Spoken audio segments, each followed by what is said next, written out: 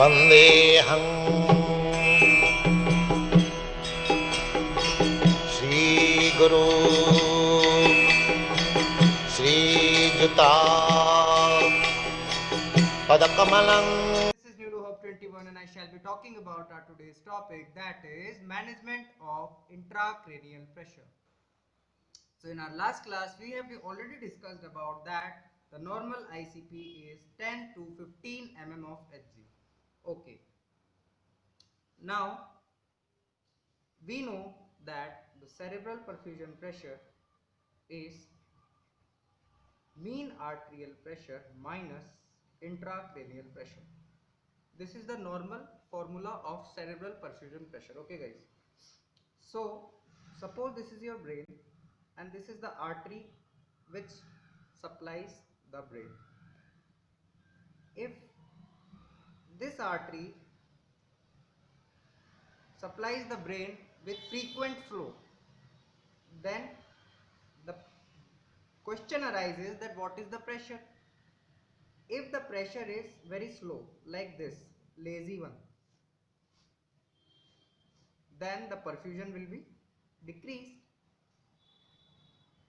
Now the cerebral perfusion pressure is equals to the mean arterial pressure minus ICP. We must know that what is the formula of mean arterial pressure.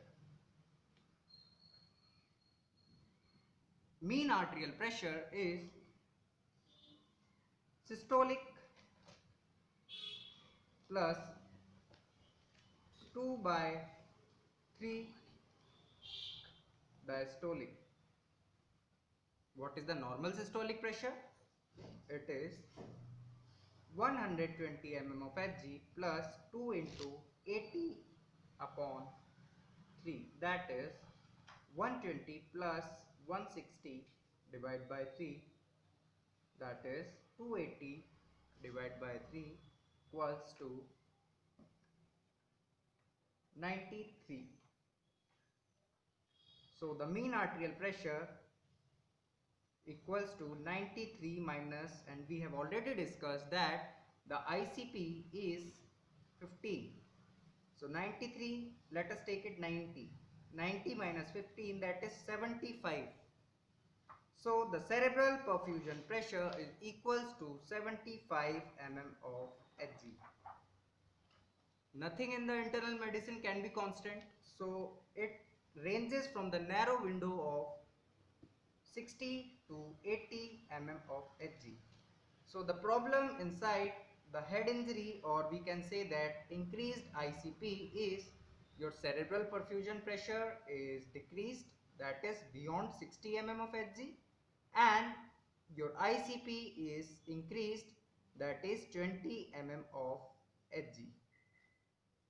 So these are the two basic potential problems occurring in the increased ICP case, that is your cerebral perfusion pressure is decreased beyond 60 mm of Hg and your intracranial pressure is increased beyond 20 mm of Hg. Okay guys, so now we have to treat this patient immediately. The question arises how your physician will treat it. So let us talk about the basic protocol of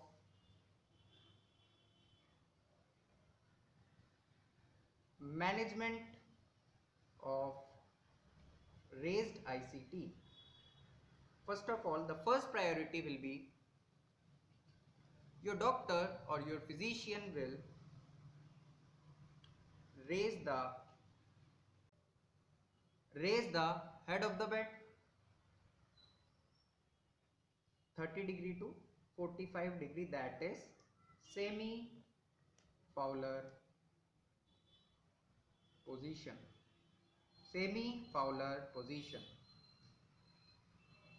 Now let us check. Suppose this is your bed, normal supine position. What your doctor will exactly do, what your physician will exactly do, that he will elevate the head of the bed to 30 to 45°, that is semi Fowler position. Semi Fowler position. Why he will do so? Why he will do so? The question arises because due to the gravity, the venous return will increase.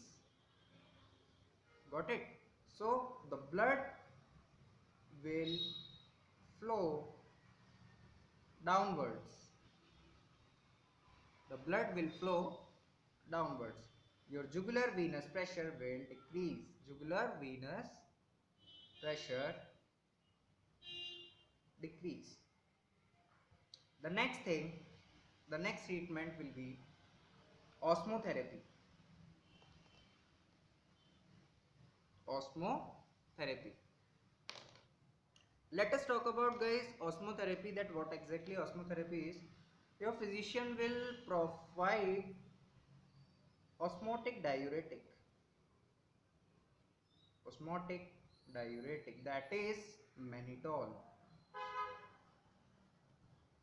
Diuresis means increase the quantity of urine so that your blood volume will decrease and eventually your intracranial pressure will ultimately decrease. So the target to for head injury, or we can say that ICP, is to reduce, either you can reduce the ICP or you can increase the cerebral perfusion pressure.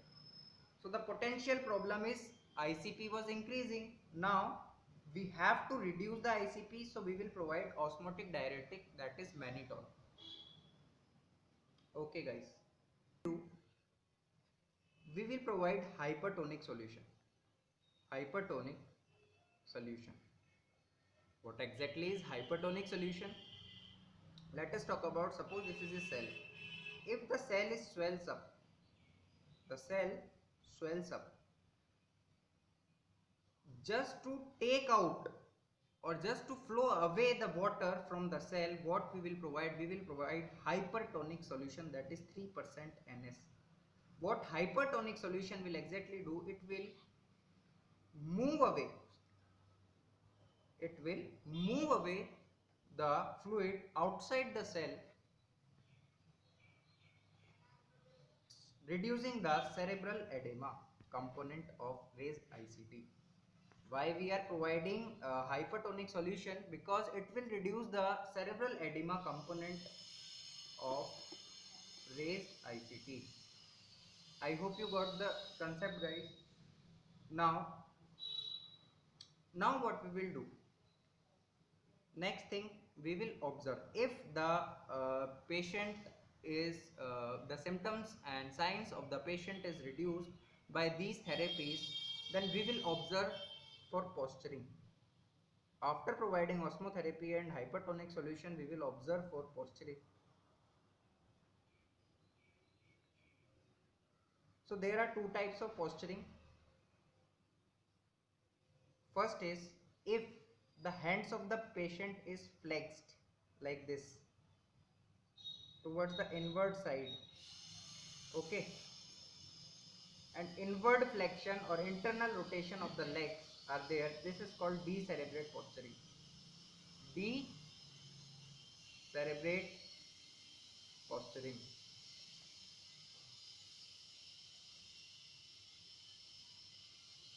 If we will observe for posturing, then what we will do, after providing the osmotherapy and after providing the hypertonic solution, still if we are observing for a posturing, that is either decorticate posturing or decerebrate posturing, then what we will do,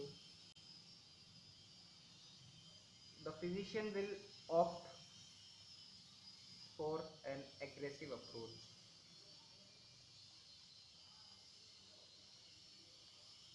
That is, he will opt for ventriculostomy, guys.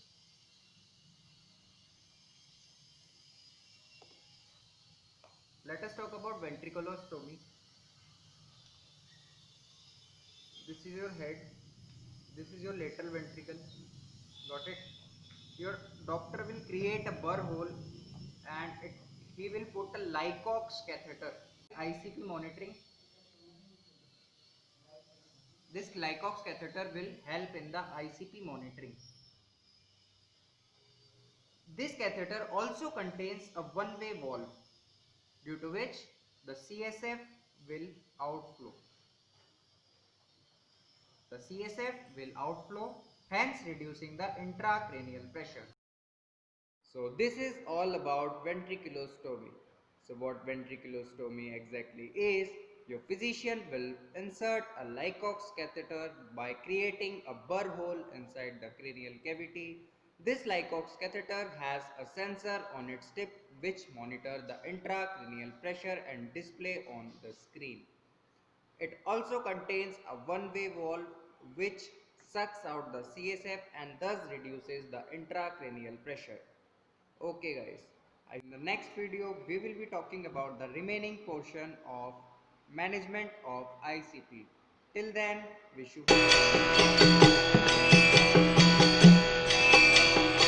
Shri Krishna Chaitanya Prabhu Nityananda